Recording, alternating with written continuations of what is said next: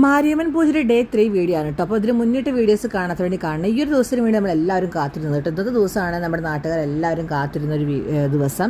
അപ്പോൾ അമ്മൻ കരകം ഗായത്രിപ്പുഴയിൽ നിന്നും കെട്ടി എഴുന്നള്ളിച്ച് കൊണ്ടുവരാണ് കേട്ടോ. ആനയുടെയും പഞ്ചവായത്തിൻ്റെയും കരകാട്ടത്തിൻ്റെയും ഒക്കെ അകമ്പടിയോടുകൂടി കൊണ്ടുവരാണ്. ഉടുക്കുപാട്ടിൻ്റെയും പമ്പാമേളത്തിൻ്റെയും ആ ഒരു പാട്ടിൽ ആനപ്പന്തലിൽ വെച്ചിട്ട് ഈ കരകം എടുത്ത ആളുകളൊന്ന് കളിക്കുന്നത് കാണുമ്പോൾ തന്നെ നമുക്ക് ഇങ്ങനെ രോമാഞ്ചമൊക്കെ വരും കേട്ടോ. നല്ലൊരു ഫീലാണ് കേട്ടോ ഇത് കാണാൻ തന്നെ.